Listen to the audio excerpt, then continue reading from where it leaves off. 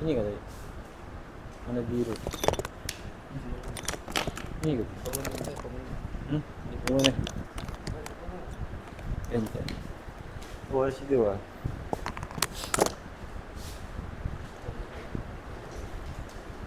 Hujah kita ada dua hujah. Satu deduktif, satu lagi induktif.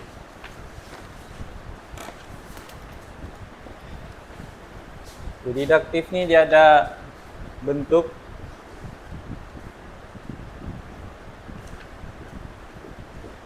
pertama semua A adalah B.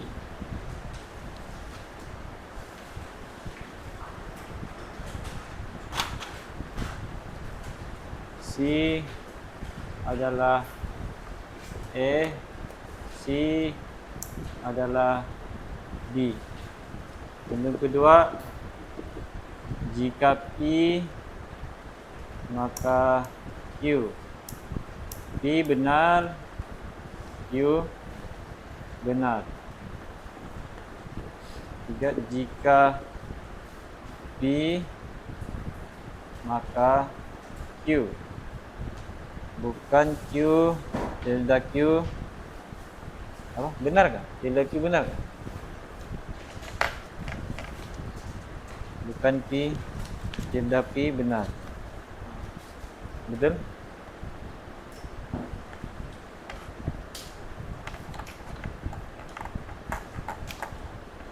So dalam hujah kita ada dua lah hujah. Hujah ni maksudnya macam mana kita mau berhujah lah, macam mana kita mau yakinkan orang. So ada dua bentuk, pertama deduktif, kedua induktif. Deduktif ada tiga bentuk. Ini bentuk yang pertama. Semua A adalah B, C adalah A, C adalah B. Lepas tu dua, jika P maka Q, P benar, Q benar. Lepas tu ketiga, jika P maka Q, bukan Q benar, bukan P benar. Okey, apa-apa kenyataan yang ikut, apa-apa hujah yang ikut format ni, ini kita panggil sebagai hujah yang ini hujah yang sah. Kalau dia ikut, dia punya hujah sah. Tanpa kita tengok lagi dia punya premis ataupun kesimpulan. Kalau dia punya premis kesimpulan macam ni, ini premis dia kesimpulan. Premis, baik, kesimpulan. Okay, premis kesimpulan. Okay, kalau ada palsu di dalam sini ataupun sini ataupun sini ataupun sini, itu kita panggil tidak munasabah. Tapi dia masih sah lagi. Kalau dia lari daripada format ni, daripada bentuk ni, itu kita panggil hujah tidak sah. Munasabah dia kita tengok kebenaran setiap dia punya ayat, dia punya premis dan kesimpulan. Oh, semua kan? Okey, apa beza hujah deduktif dengan induktif? Hujah deduktif ni adalah kita membuat kesimpulan khusus. Kesimpulan khusus ni maksudnya inilah, kesimpulan khusus. Kesimpulan khusus. Daripada satu kesimpulan yang umum. Ini kesimpulan umum, ini kesimpulan umum, ini kesimpulan umum. Kita mau buat ini, kesimpulan khusus. Induktif adalah kita membuat kesimpulan umum daripada premis-premis yang khusus. Contohnya, Fadlan seorang lelaki, Umar seorang lelaki, Uthman seorang lelaki, Rahman seorang lelaki. So, apa kesimpulan kita? Barisan hadapan kelas tingkatan 4 semuanya lelaki. So kita buat kesimpulan umum daripada premis-premis yang khusus. Kalau deduktif, kita buat kesimpulan khusus daripada premis-premis yang umum. Okay, ini banyak deduktif ni banyak kita gunakan dalam agama. Seperti Islam, Kristian ataupun Yahudi. Misalnya ulama-ulama kalau dia membuat fatwa semua, dia akan gunakan deduktif. Induktif siapa yang guna? Orang-orang sains. Kalau orang-orang sains dia akan perhatikan begini, baru dia akan buat kesimpulan. So itu beza dia. Okay. Contoh deduktif kan, semua yang memabukkan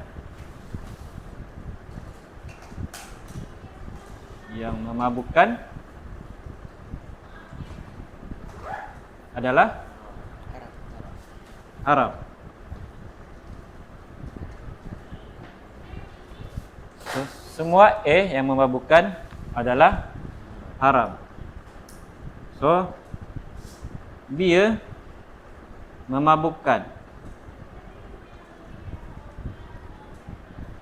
So dia adalah haram.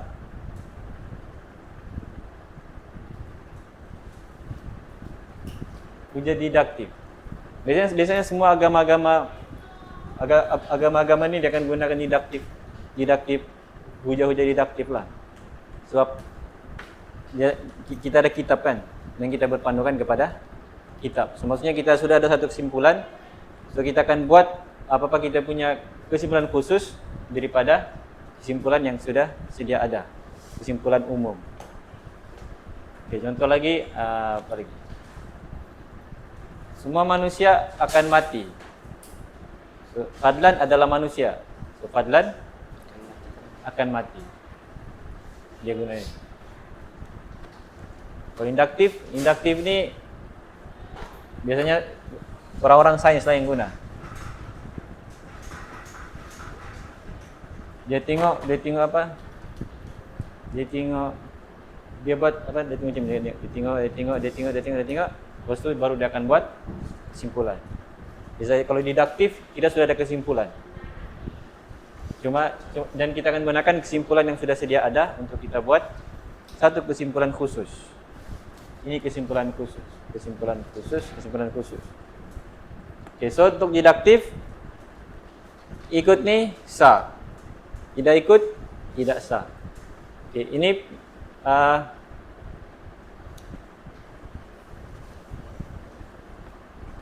okay, premis pertama, premis kedua, kesimpulan. Kalau salah satu palsu, dia akan jadi tidak munasabah. Kalau semua benar, baru dia akan jadi munasah dan munasabah. Okey. Okey, kalau induktif, kita akan tengok terus dia punya kesimpulan.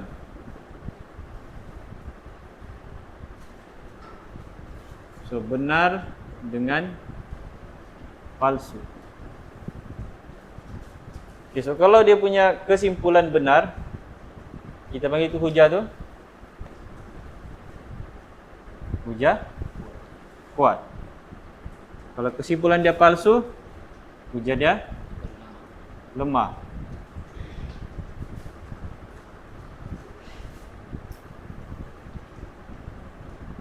Okey, selepas kita tengok dia punya kesimpulan, kita akan tengok dia punya premis. Macam ni, ini premis.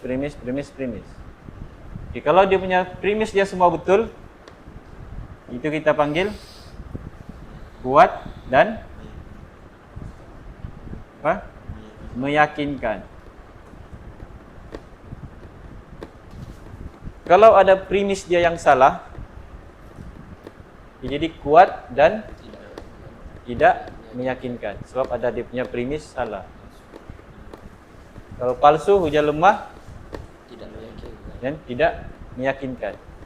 Pasal lemah sudah dia punya hujah, terus sudah tidak meyakinkan.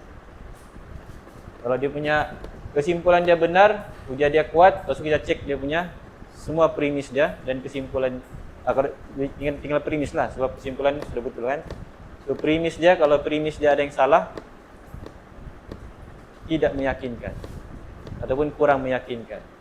Kalau dia semua betul, hujah kuat dan meyakinkan. Macam itu saja. Ada lagi hujah? Lagi tinggal. Itu dia punya secara overall dia lah. Ini apa ni?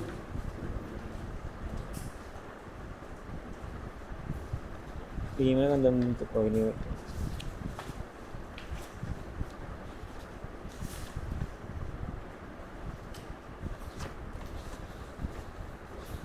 Ini kan dalam bentuk coba didapatkan saja.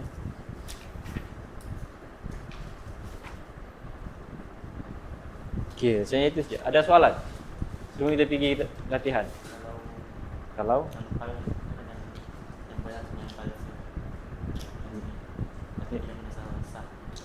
yang ini macam mana? Kan kalau hujah yang sah tapi tidak munasabah, ada benar ada palsu kan? Iya, ada benar ada palsu. Contohnya Contohnya apa contohnya?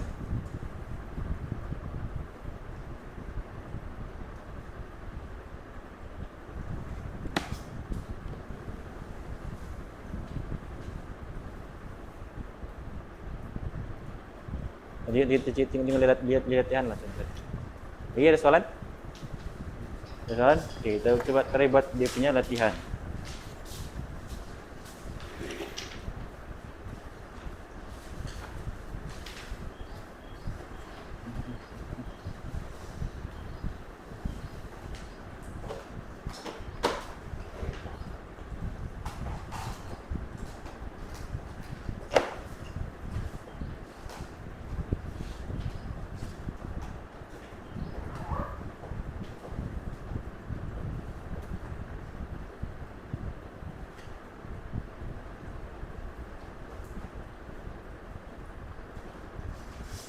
Coba setting.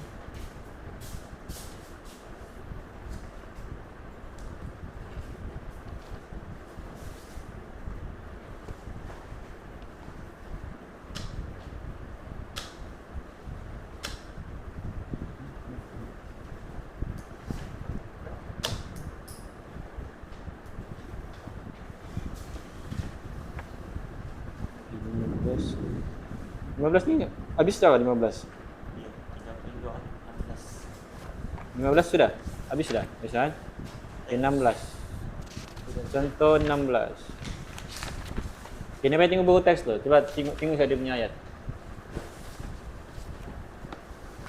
Ditentukan sama ada hujah berikut ialah hujah didaktif atau hujah induktif. Semua sudut tirus kurang daripada 90 darjah.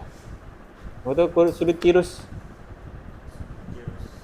Apa sudut tirus? Sudut tirus adalah semua sudut yang kurang daripada 90 darjah. Itulah sudut tirus. Dia biasanya segitiga. Ya paham macam mana?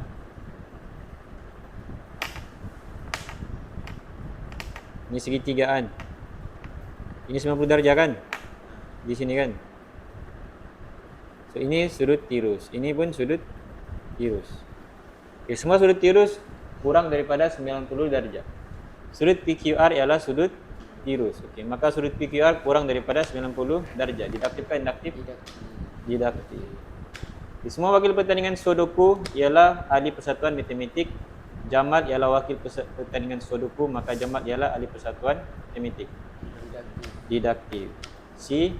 Hasil tambah sudut pengeluaran segitiga ialah 360 darjah. Hasil tambah sudut pengeluaran bagi segi 4 ialah 360 darjah. Hasil tambah sudut pengeluaran pentagon ialah 360 darjah. Maka hasil tambah sudut pengeluaran setiap poligon ialah 360 darjah. Induktif. Pandai. D. Hasil tambah digit 18 boleh dibagi tepat dengan 9. Hasil tambah digit 27 boleh dibagi tepat dengan 9. Hasil tambah digit 36 boleh dibagi tepat dengan 9. Maka hasil tambah digit gandaan 9 boleh dibagi tepat dengan 9. Induktif. Pandai.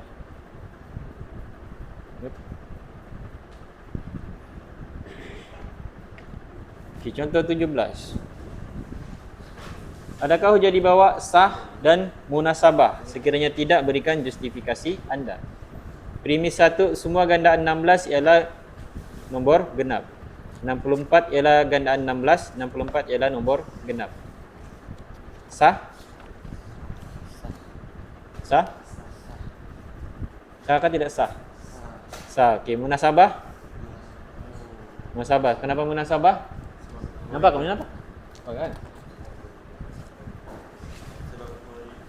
Kenapa munasabah? Sebab semua sah. Sebab dia punya premis dan kesimpulan dia semua benar. Munasabah kita tengok kebenaran dia punya premis dan kesimpulan. B. Semua bola keranjang berbentuk sfera. Premis 2, bumi berbentuk sfera. Kesimpulan bumi ialah bola keranjang. Sah kah tidak sah? Sah. Kenapa sah? Ya, sebab dia ikut yang format tu. Semua A adalah B, C ialah A, C ialah B. Munasabah tidak munasabah? Tidak munasabah. Sebab apa? Ya, sebab kesimpulan dia palsu. Bumi ialah bola keranjang. Itu palsu. C. Premis pertama, jika W kurang dari 9, maka W kurang daripada 19. Premis 2, 4 kecil daripada 9, kesimpulan 4 kecil daripada 19. Sah? Sah. Munasabah? Munasabah. D. Premis 1, jika A tidak sama dengan kosong, maka AX kuasa N tambah BX tambah C ialah ungkapan kuadratik. Okey, premis 2, A tidak sama dengan kosong. Kesimpulan AX kuasa N tambah BX ialah ungkapan kuadratik. Okey, sah kah tidak sah? Sah kah tidak sah? Jika P, maka Q. Sah kah tidak sah?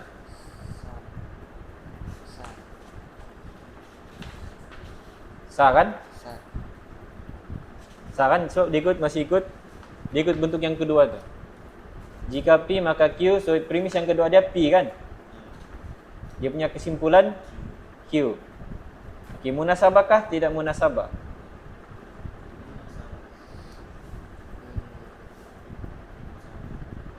Munasabah? Siapa jawab munasabah? Siapa jawab tidak munasabah? Okay, Fadlan, kenapa munasabah Fadlan?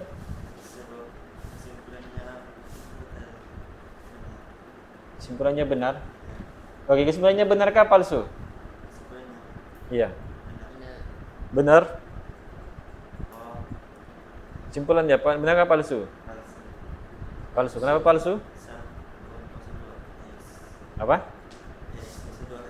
Ya, kalau kuadratik dia mesti dia bagi jelas X tu kuasa 2. So kesimpulan dia palsu. So kita nak tahu sama dia ni kuadratika atau bukan kuadratik. Kalau kuadratik dia mesti bagi tahu X tu kuasa dia mesti 2. Dia nak bagi tahu N begitu saja. Kecuali dia bagi tahu N sama dengan 2. Okay, so ni sah tapi tidak munasabah. Sah dan tidak munasabah kerana kesimpulan adalah palsu. E. Jika K boleh dibagi tepat dengan 8, maka K boleh dibagi tepat dengan 4. 4 kita. Nah, dengan 4. Okay, premis 2, 12 tidak boleh dibagi tepat dengan 8. Kesimpulan 12 tidak boleh dibagi tepat dengan 4. Okay, sah kah tidak sah? Sah? Okey, dia ikut bentuk mana? 1, 2, 3. 3. Iya ke 3? 3.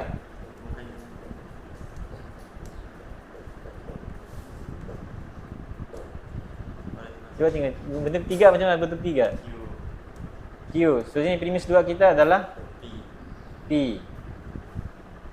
Kan, so dia tidak ikut mana-mana bentuk 1, 2, 3. So ini hujah dia tidak tidak sah.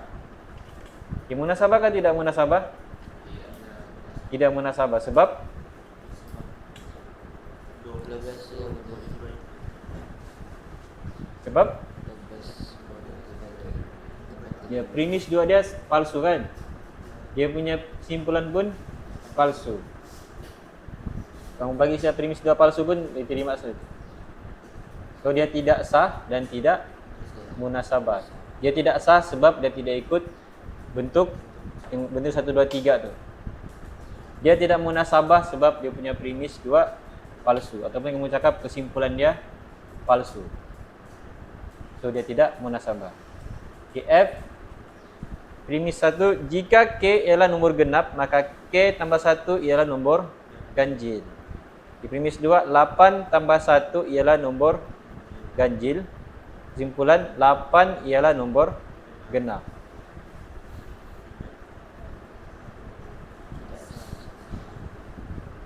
Sahkah tidak sah? Sah? Tidak sah. Sah? Tidak. Tidak sah kan? Tidak. Kenapa tidak sah? Sebab dia tidak ikut bentuk 1, 2, 3. Dia tidak ikut bentuk hujah didaktif. Okay, munasabah kah tidak munasabah? Munasabah kan? Ya. So dia tidak sah kerana tidak ikut bentuk hujah didaktif, dan munasabah kerana semua premis dan kesimpulannya benar. Ini premis benar kan? Premis pertama benar, premis kedua pun benar, kesimpulan dia pun benar. So dia munasabah, cuma dia tidak sah. Jadi tidak sah dan munasabah. Tidak sah dan munasabah.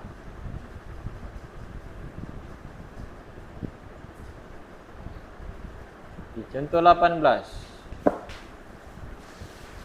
Bentuk suatu hujah didaktif yang sah bagi setiap situasi yang berikut.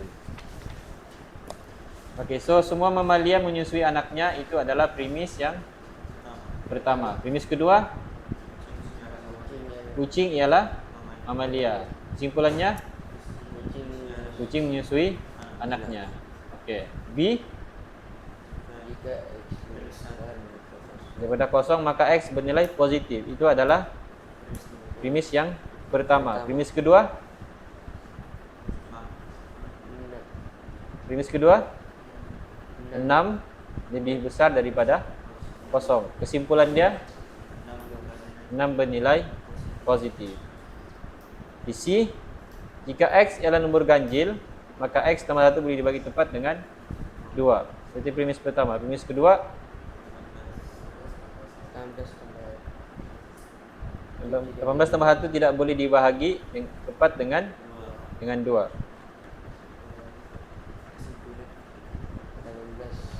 18 bukan nomor ganjil. Ya, itu bentuk yang ketiga kan? Ya, itu adalah hujah didaktif bentuk yang ketiga. Ya, ada soalan? Boleh dipaham ya?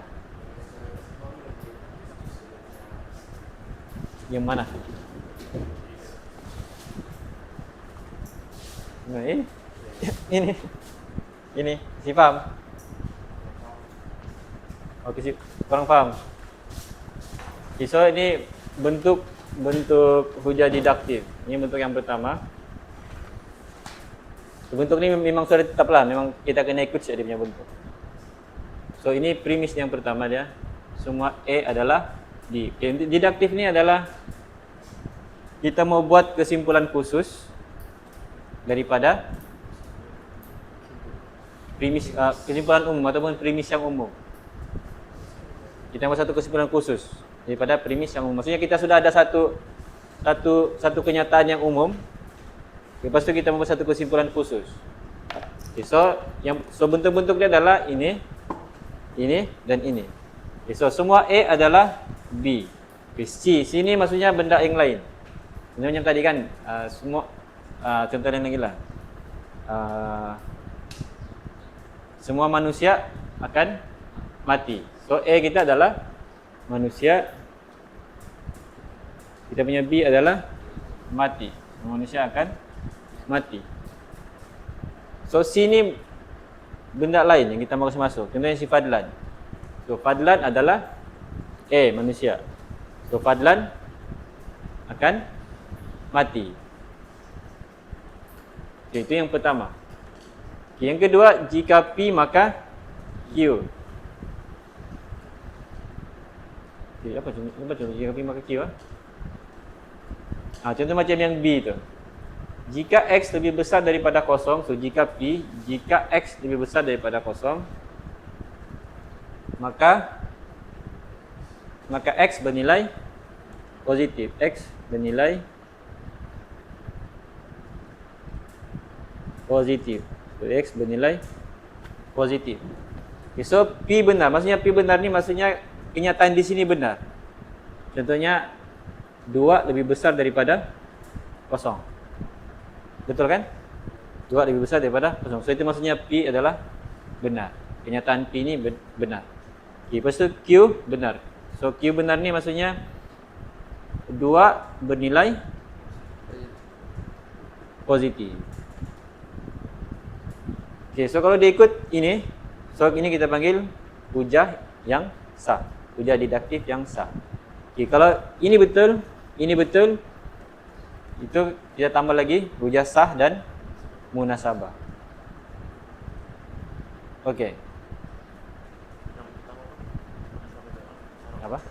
Yang pertama ini sudah yang sah dan Ya, yang pertama pun sama juga. Kalau diikut, asal diikut yang sah tidak sah ni kita tidak kisah sama ada dia benar ataupun dia palsu. Yang penting dia ikut format ni, bentuk hujah ni. Premis pertama, kesimpulan. Premis pertama, premis kedua, kesimpulan. So, lepas tu kita akan cek dia punya premis pertama ni benarkah palsu. Lepas tu premis kedua benarkah palsu. Dia punya kesimpulan benarkah palsu. Kalau semua benar baru munasabah. Kalau salah satunya palsu, tidak munasabah. Okey. Okay, bentuk ketiga, jika P maka Q. So, ini premis pertama dia. Premis kedua dia bukan Q, maksudnya kita menafikan Q lah. Dia punya Q ni, yang dia punya akibat ni. Kita menafikan dan kita punya penafian tu benar.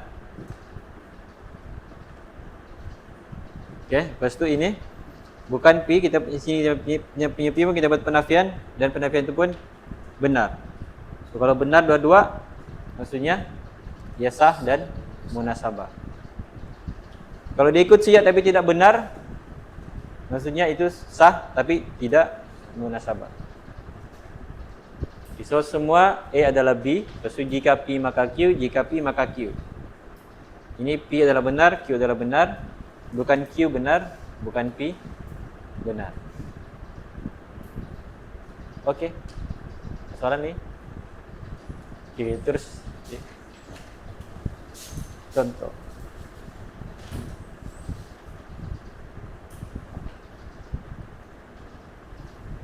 Contoh 19. Tulis kesimpulan bagi setiap hujah deduktif berikut untuk membentuk hujah deduktif yang sah dan munasabah. Premis 1, semua nombor bulat ialah nombor nyata. Deduktif kan apa ni? Oh, deduktif lah kan? Deduktif semua. Premis 2, 38 ialah nombor bulat. Kesimpulannya 38 ya, ialah nombor nyata. Betul. Okay, premis 1, jika AX kuasa 2 tambah BX tambah C sama dengan kosong mempunyai punca nyata, maka B kuasa 2 tolak 4AC lebih besar atau sama dengan kosong. Premis kedua, 2x kuasa 2 tambah px tolak 2 sama dengan kosong mempunyai punca nyata. So kesimpulannya 2x kuasa 2. Apa kesimpulannya? So ini kita punya P kan, jika P maka Q. So sini P kan. P ni benarkah palsu? Ini okey, sini kita punya P. Di sini semua kita kira tu. Okay, so sini apa kesimpulan kita? Ini kan pasal ni kan kesimpulan kita? Okey, so apa jawapan dia sini? Apa kesimpulan dia? Apa jawapan kita? So sini okay, coba tengok sini. Dua ni apa? Dua ni adalah nilai A. P ni nilai B. C negatif 2. Okay, so itu kita akan nak gantikan dalam C ni. Okay, so apakah B kita? 2 P kan? P kuasa 2 tolak 4. Apa kita punya A? 2. Kita punya C negatif 2. Kurungan lebih besar atau sama dengan kosong.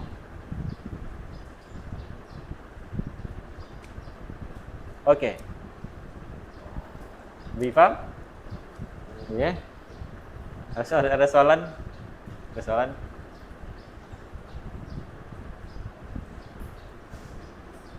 Ini faham kan? Ini apa hubungan ini dengan ini? Ini tahu je kan? Okey. Yang B ni adalah B sini. Yang A ni adalah A sini.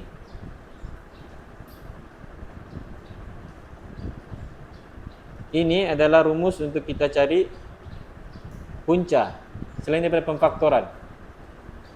Kita boleh cari dia punya punca daripada sini. Ya. Cuba rasanya dia rumus untuk cari punca, cari X. Okey, boleh faham? Ada soalan? Ryan, ada soalan Ryan? Jalan. Okey, terus C.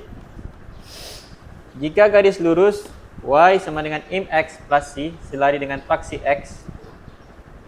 X, maka M sama dengan kosong. So, lepas tu premis kedua, M tidak sama dengan kosong. So, kesimpulan dia. So, jika P, maka Q. So, ini apa? Penafian bagi Q. So, sini kita letak penafian bagi P. Macam mana kita menafikan sini? P ni.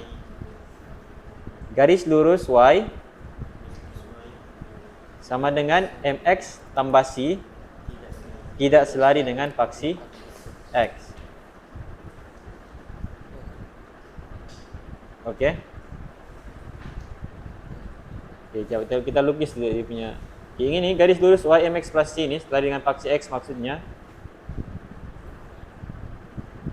Sini X, sini Y.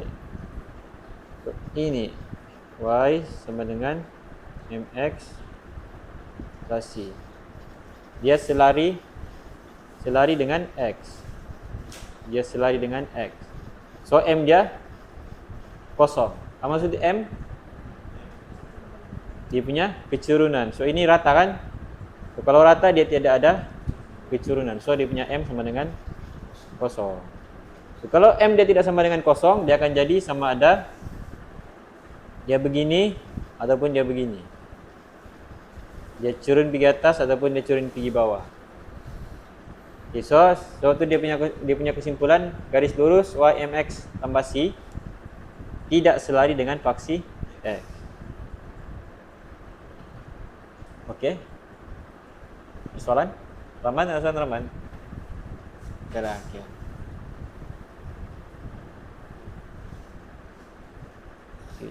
Tulis premis bagi setiap hujah didaktif berikut untuk membentuk hujah didaktif yang sah dan munasabah. Okay, so dia bagi premis kedua dengan kesimpulan.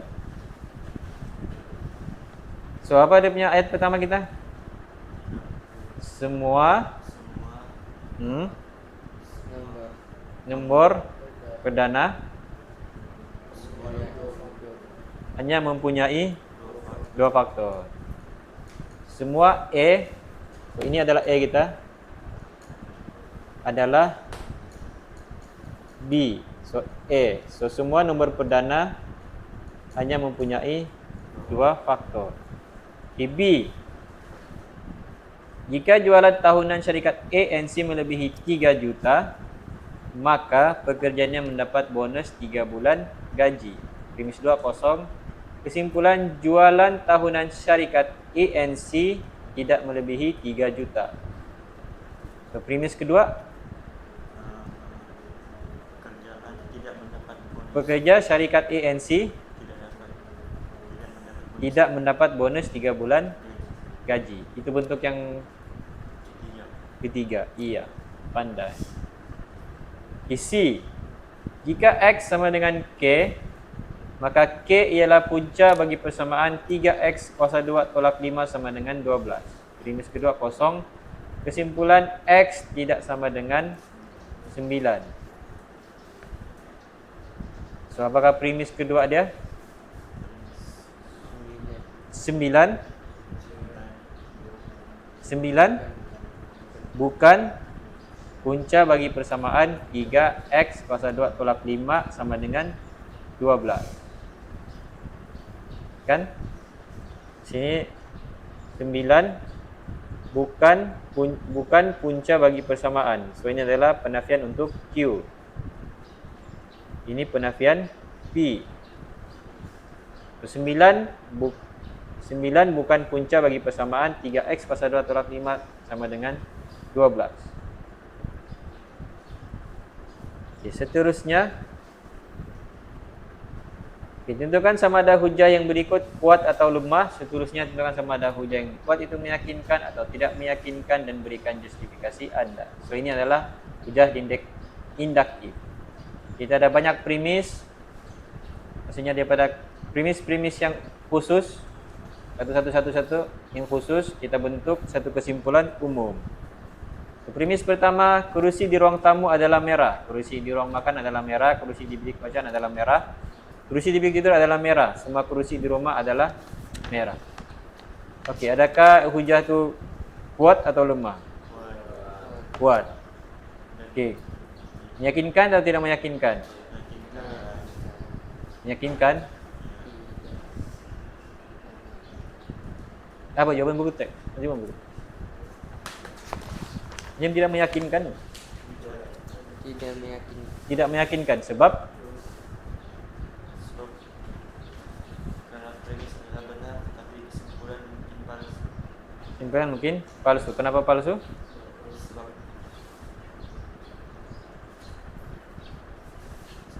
palsu. Apa? Kenapa palsu? Mungkin kerusi ditandas warna biru. Iya, ada kemungkinan lain. Maksudnya yang dia sini nyatakan apa di ruang tamu, di ruang makan, bilik bacaan, bilik tidur. Tapi masih ada lagi kemungkinan lain, ada lagi kerusi warna lain. Tapi dia punya hujah Lemah. Lemah. apa? Hujah dia? Lemah. Hujah dia lemah. Ya. Tapi bukan kuat, Hujah ini lemah. lemah. Oh, sebab dia punya kesimpulan palsu. Mungkin palsu. Mungkin palsu. Okey, dia punya hujah meyakinkan tidak meyakinkan? Tidak meyakinkan. Oh, tidak meyakinkanan sebab dia sudah lemah. Kalau dia punya hujah lemah, dia tidak meyakinkan. B, premis 1 27 ialah gandaan 3, 81 ialah gandaan 3. Semua gandaan 9 ialah gandaan 3. Kuatkah lemah? Kuatkah lemah? Kuat kan? Ya, sebab dia punya kesimpulan dia 9 ini penjara dengan 3. ya, sebab dia punya kesimpulan adalah benar. Semua gandaan 9 ialah gandaan 3. Jam 9 kali 1, 9 kali 2, semua tu kita boleh bahagi dengan 3. Maksudnya kita boleh dapatkan, kalau kita 3 tu kita darab balik-balik, kita akan dapat semua gandaan 9. So, semua gandaan 9 ialah gandaan 3. Okay, so hujah dia kuat. Okay, pasal premis 1, premis 2. Okay, premis 1 benarkah palsu? Benarkah palsu? Benar. Premis 2? Benar. So, kalau premis dia semua benar, so dia kuat dan meyakinkan. Isi. Ikan kembung bernafas dengan insang. Ikan hiu bernafas dengan insang. Semua ikan bernafas dengan insang. Lemah. Palsu, palsu. Kuatkah lemah? Kuat? Kuat. Ikan semua dari insang. Tidak juga kan? Ikan paus dari paru. Di paru. Iya kan, mamalia kan? Ya kan? Bisa semua ikan bernafas. Oh, ikan paus ikan lah kan? Iya. Ya, so jadi dia kuatkah lemah? Lemah. Lemah kan? Dia punya, kalau lemah dia punya tidak meyakinkan lah kan, dia punya primis. So lemah dan tidak meyakinkan. Berapa ikan? Ikan insang, paru-paru lagi. Itu siapa? Itu siapa? Dari hidung tu dah? Bukan itu ikan ada hidung kah? Ada kan? Apa lah? Apa lah bang hidung dia? Iya kan, bang hidung ikan lah. Ada kan hidung ikan kan? Ada kan? Astaga. Okay, premis 1, 11 darab 5, 55, 12 darab 5, 60. Simpulan semua gandaan 5 berakhir dengan digit kosong atau 5. Okay, betulkah palsu dia punya kesimpulan? Betul kan? So hujah dia kuat. Okay, premis dia betul kan? So kuat dan meyakinkan. KI. Premis 1 ialah nombor perdana, 2 ialah nombor perdana, 3 ialah nombor perdana, 5 ialah nombor perdana. Semua nombor perdana boleh dibagi tepat dengan 1 dan dirinya sahaja. Kesimpulannya, benarkah palsu? Kesimpulan dulu, kesimpulan. Hujah ini kuat tapi tidak meyakinkan. Ya. Okay, kesimpulan dia benarkah palsu? Palsu. Benar kan? Sebab semua nombor perdana dia boleh dibagi tepat, dia hanya boleh dibagi tepat dengan dirinya dan 1 sahaja. Dengan 1 dan dirinya sahaja. So ini adalah hujah yang kuat. Okey, meyakinkan tidak meyakinkan? Tidak meyakinkan sebab premis 1 itu adalah palsu. Sebab 1 bukan nombor perdana.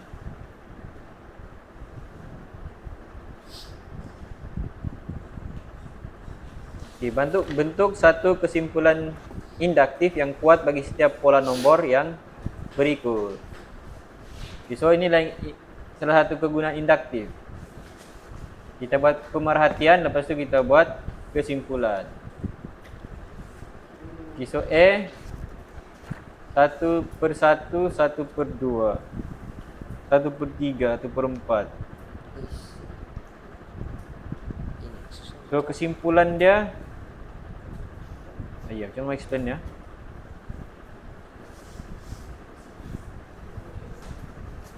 Ini pola nombor masih ingat kan pola nombor? Pola nombor. Ini disuruh buat apa ni? Disuruh buat sebutan algebra untuk pola nombor ni. Pola nombor masih ingat pola nombor? Nombor kan ada pola-pola dia. Contohnya macam kita buat simpel-simpel dulu lah. 2, 4, 6, 8, 10. Apakah pola nombor ni? Apa? Dia menambah 2 kepada nombor sebelumnya. Ini dia punya pola. Pola menambah kah, tambah kah, gitu-gitu ayatnya. Menambah 2 kepada nombor sebelumnya. Okay, so 4 tu macam mana kita dapat 4? Sebab kita tambah 2 dengan 2. Macam mana kita dapat 6? Kita tambah 4 dengan 2. Macam mana dapat 8? Kita dapat tambah 6 dengan 2. So itu pola dia. So pola dia menambah 2 kepada nombor sebelumnya. Okay, so daripada ini kita boleh buat dia punya sebutan algebra. So ini sebutan pertama, sebutan kedua, si pernah dulu lah. T apa sih? Apa? T. T ini term. Term ini sebutan. Bahasa Inggris kan? Term 1, term 2, maksudnya sebutan pertama, sebutan kedua, second, third term, sebutan ketiga, sebutan keempat, sebutan kelima. Ini kita boleh buat dia punya sebutan algebra ataupun dia punya rumus macam mana kita mau dapat untuk, contohnya kita mau cari sebutan yang ke 100. Kita boleh buat rumus. Okay, so macam mana? Okay, sini 2, 4, 6, 8, 10. Okay, macam mana kita mau dapat 2? Okay, pertama kita kena ada n dulu. N kah? Ya, n. Kena ada n.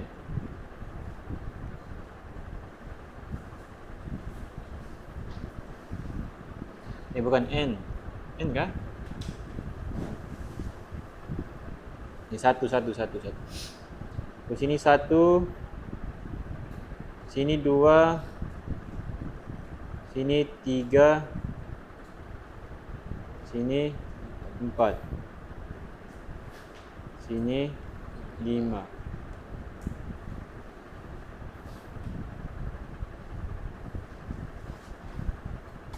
Ini 1 nih, 1, 2, 3, 4, 5. Dia kita boleh buat daripada kosong, daripada 1 ataupun daripada 1. Kita boleh start mana-mana lah, tapi untuk kita buat dia punya rumus bagus kita start daripada 1. 1 ni merujuk kepada sebutan yang pertama juga, sebutan yang kedua, sebutan ketiga, sebutan keempat, sebutan kelima. Okay, macam mana kita mau dapat 2 daripada 1 ni? Tambah 1. Okay, contohlah tambah 1. Okay. Macam mana kita dapat 2 daripada 4? Tambah 2.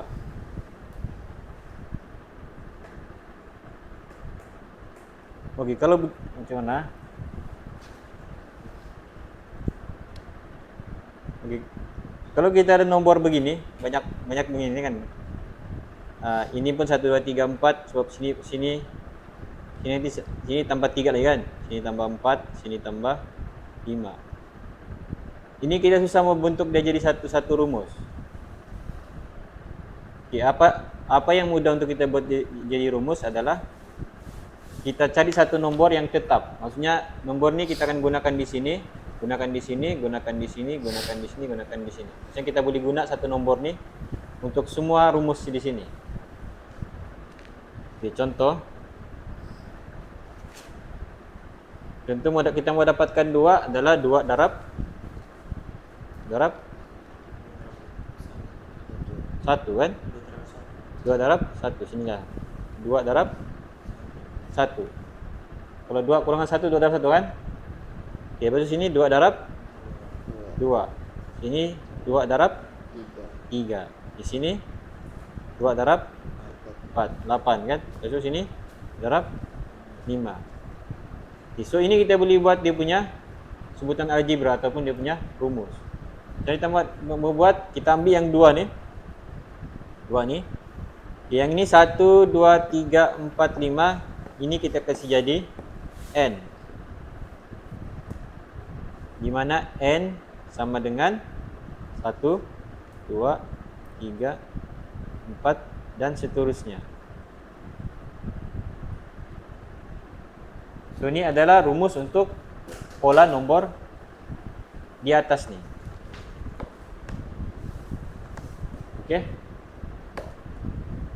Boleh faham?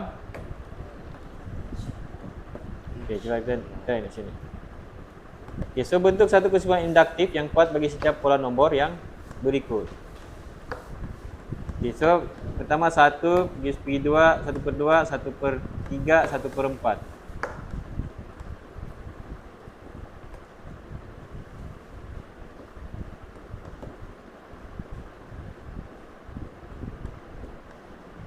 Okay, so pertama kita ambil dulu yang sama. Ni macam ni kan, sama semua. yang sama semua itu akan masuk dalam kita punya rumus. So ini dia punya sama dengan negatif 1. So ini 1, 2, 3, 4 ini kita kasih jadi N. So, di mana N sama dengan 1, 2, 3, 4 dan seterusnya. Sini macam dia letak Tn ni. Maksudnya sebutan yang ke N. So N kuasa negatif 1, N sama N, Tn sebutan N sama dengan N kuasa negatif 1. Okey. Ini yang dimaksudkan tu hujah induktif ni banyak digunakan dalam sains, dalam ilmu-ilmu sains. Sains maksud termasuk matematik lah. Sains dan matematik. So dia tengok pola, lepas tu dia akan buat satu kesimpulan ataupun satu rumus. Boleh faham? Okey, cuba kita try. Okey, ini kesimpulan untuk B. Okey, berdiri dulu semua. Mengantuk semua.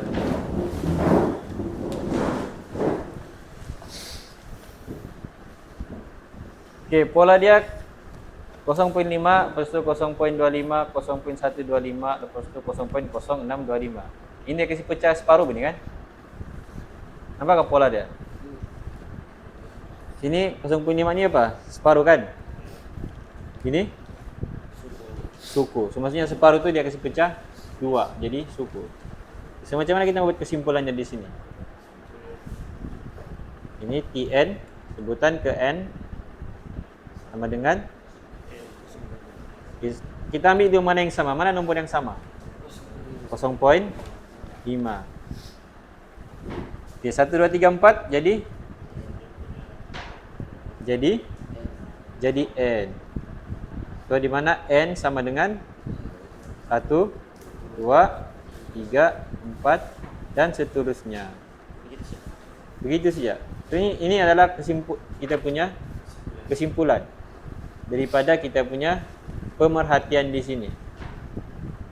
Kita buat satu kesimpulan umum untuk premis-premis yang khusus.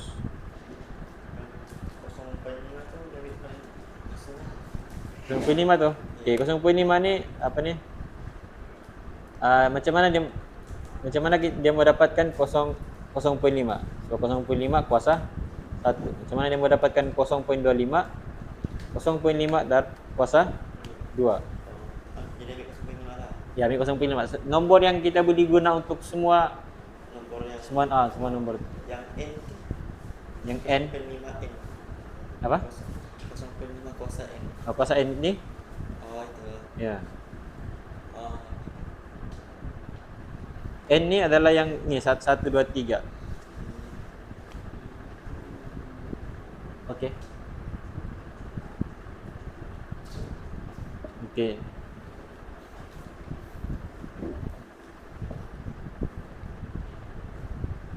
Okey, pola 1, 3, 5, 7.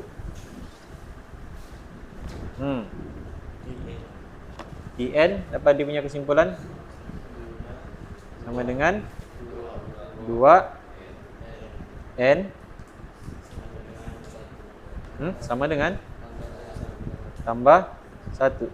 Semua nombor yang sama, semua kita kena tulis. Macam ni kan? Sama kan? Kena masuk. Ini pun sama kan? Kena masuk juga. Okay, yang 1, 2, 3, 4 ataupun 0, 1, 2, 3 itu kita akan jadi N. So N sama dengan 0, 3 dan seterusnya.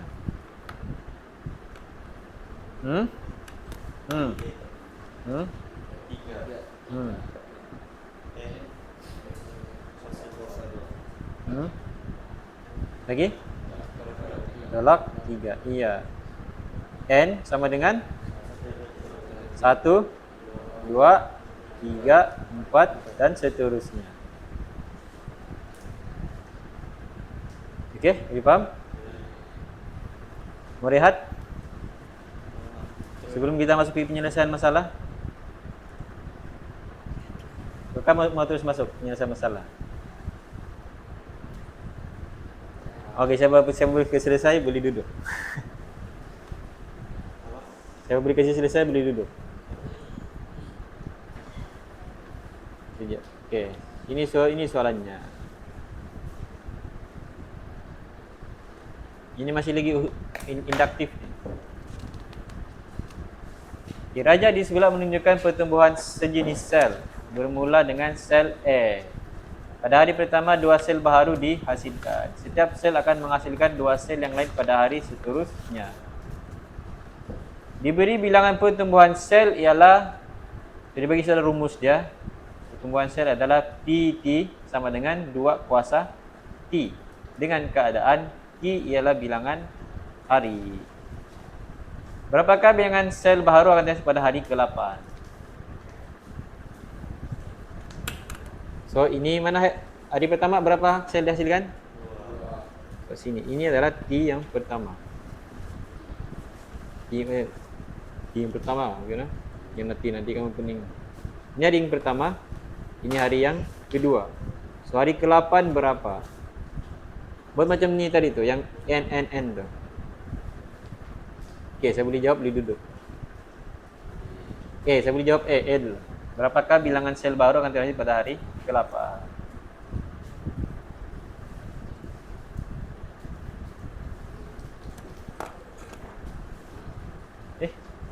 Pada hari pertama, 2 sel baru dihasilkan. Hari pertama. 2.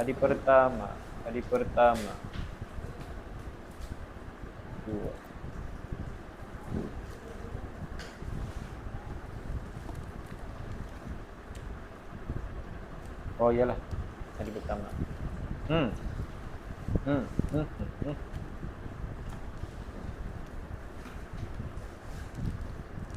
Pola. Apa pola dia sini nih? Tambah 2, bukan tambah 2. Tambah 2. Apa? Apa? Pakai? Ya, pakai rumus PT sama dengan 2T kuasa T. PT sama dengan 2 kuasa T. Iya. Berapa? 25, 6.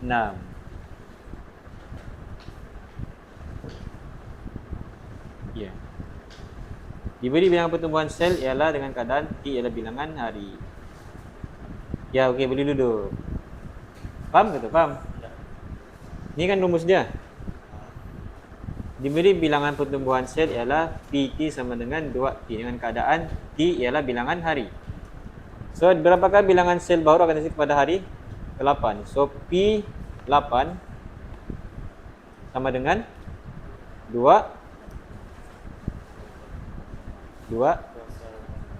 kuasa 8. Dapat 25, 6. Okey, kalau sini P berapa ni? Kalau sini P berapa? Ni P berapa ni?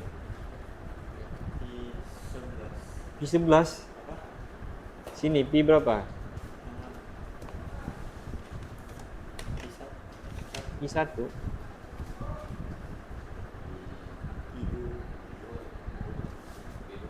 Ya, P2 kan? So, 2 kuasa 2 sama dengan 4. Betul kan? 1, 2, 3, 4. So, kalau hari ke-8 dapat 256. KB. Pada hari ke berapakah bilangan sel baharu ialah 2048? Tadi? Berapa? 11. Macam mana dapat 11? Kasih 2 kuasa 11. Macam mana? 2 kuasa 11. P kurungan 11. Kalau kita nak tahu lagi dia punya T berapa, gimana kita mana? Berapakah pada hari ke berapakah bilangan sel baharu ialah Okay, so itu kita buat. So ini kan, ini apa? Ini adalah, Sel yang terakhir. so kita punya perumus kan PT kan? Sama dengan 2 kuasa T. So PT itu apa? Itu bilangan sel. Di bilangan. So bilangan dia berapa? 11. Bukan. Itu 11 itu T. 2048 sama dengan 2 11 T dulu. Kan? Okay, macam mana kita mau cari T? Nanti mau cari T. Ini pakai hukum indeks.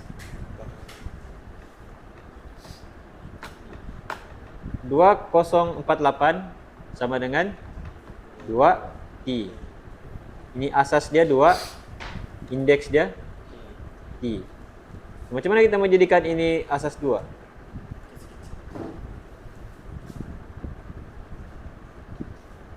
Kita menjadikan dia asas 2. Terus ini dia akan jadi 2x sama dengan 2t.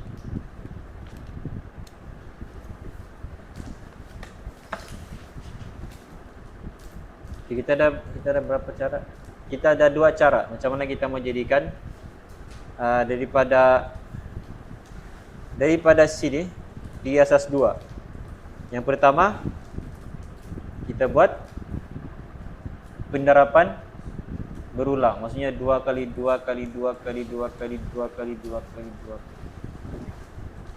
Ataupun kita bahagi 2. 2048 bagi dengan 2. Bagi 2, bagi 2, bagi 2, bagi 2 sampai kita dapat 11. Sampai kita dapat di bawah ni 1 kan? Ya 1. Lepas tu kita akan kira ada berapa sini. Macam 2 kali 2 kali 2 kali 2 kita akan dapat 11. 11 kan? So kuasa 11 sama dengan 2i. So 11 sama dengan t. So kita punya t itu sama dengan 11. Di Padang beli dulu. Yang lainnya ni ada lagi. Oh last sudah contoh kita. 24. Jadual di bawah menunjukkan ada soalan. Ada soalan ataupun ada jawapan. SPM ada kah begitu? Apa? SPM. Adakah begitu? Ya, Ada. ada. Ya, ini masih simple lagi. Bukan masih simple. Tengah-tengah lah. Iya.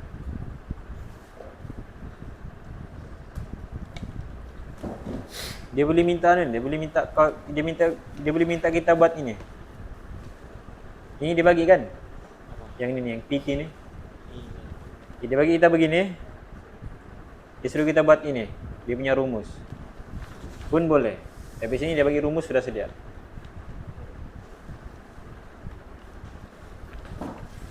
Okey, contoh 24. Jadual di bawah menunjukkan jumlah kereta mainan yang telah dihasilkan oleh kilang toy pada suatu pagi. Bina satu rumus yang umum. So, Tn sama dengan bagi bilangan kereta mainan yang dihasilkan oleh kilang toy berdasarkan jadual di atas. 8 pagi dia dapat hasilkan 270. 9 pagi 520. 10 pagi 770. 11 pagi 1020. Okey, pertama kita tentukan dulu apa dia punya pola.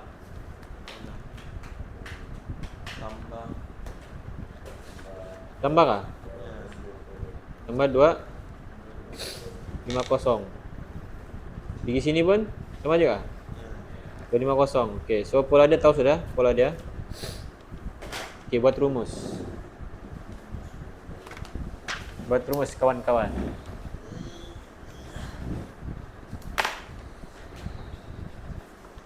Yang rumus yang Tn tadi. Tn sama dengan berapa n, di mana n sama dengan 1, 2, 3, 4, 5 dan seterusnya.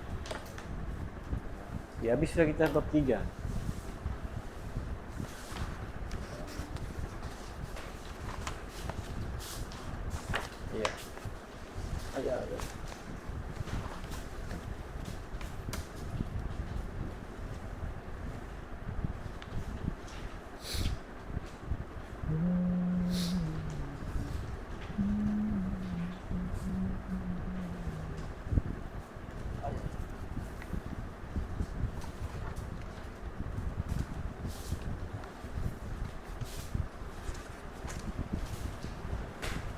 Akram? Buat di depan lah rumus dia. Sebelum mau try. Ha. Cn sama dengan 250 atau 250 ya. N tambah apa ke semua?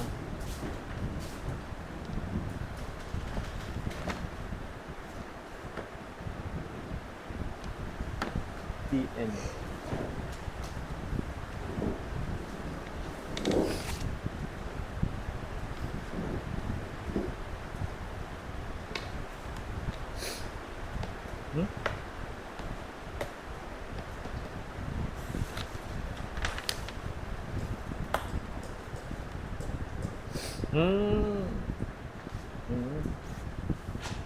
Bukan.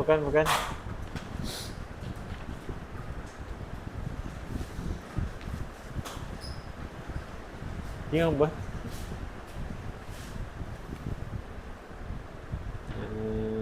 Ini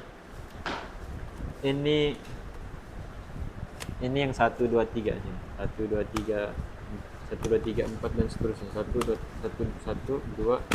4 dan seterusnya. Jam pertama, jam kedua, jam ketiga, jam keempat. Jam pertama 270 kan. Sini 520. Ini 770. 1. So sini okey, pola dia apa? 250 kan. So 250 ni sama lah semua. Ini pun dah 250. 250.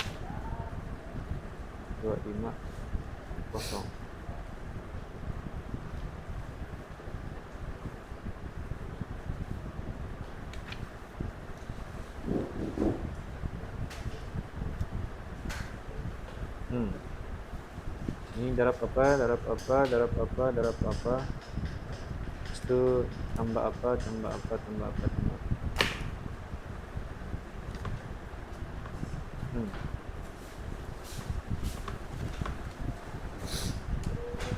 Okay, boleh tengok buku, mau tengok buku.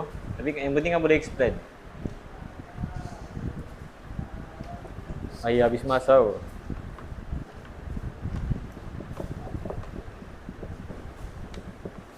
Explain apa jawapannya? Tengok jawapannya. Okey. Okey, duduk.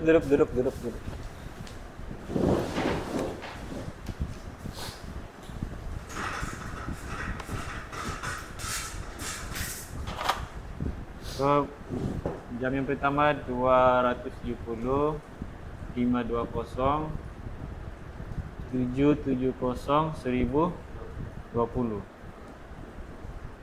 So, kita tahu sudah kan dia punya pola 250. So, biasanya kita akan letaklah dulu pola dia tu.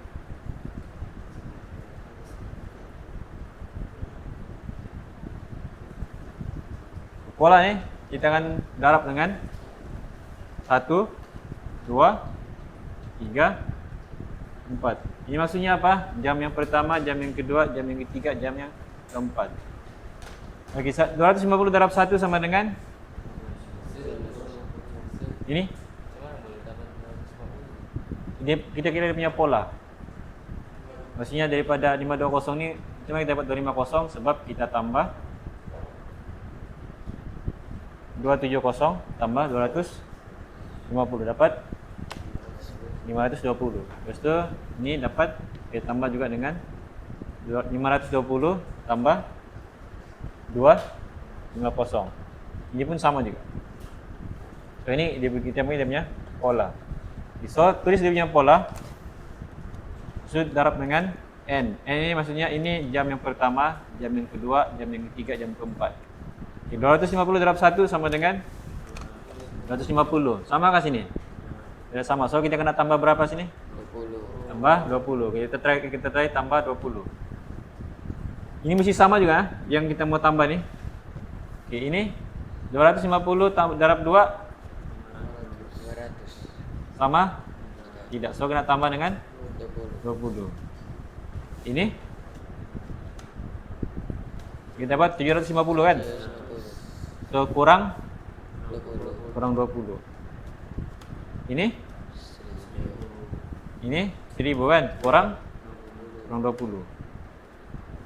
Oke, so yang sama nih, semua kita ambil. Ini sama. Ini pun sama kan? Ya. Oke, so 250 N. tambah kita ambil yang sama dulu. Oke, ini 20. Ini 1 2 3 4 kita kasih jadi N. Koma di N sama dengan 1 2 3 4 dan seterusnya. Kalau secara umumnya dibagi gini, Tn sama dengan begini. Tapi ini boleh berubah, sama kadang-kadang diletak T N K Q N K Budi juga. Cuma dia punya umumnya T lah. Tn. Apa? Apa? Ya, I-nya tetap. Dibuat kesimpulannya kita boleh buat N nih start daripada kosong pun boleh. Tapi kalau kita mau cari nilai-nilai N yang seterusnya, biasanya kita start daripada 1. So, orang biasa daripada 1 lah start. Kosong pun boleh. Cuma kosong ni kita akan pening kalau kita buat pengiraan nanti. Okey? Ada soalan? Ya dah, habis kelas.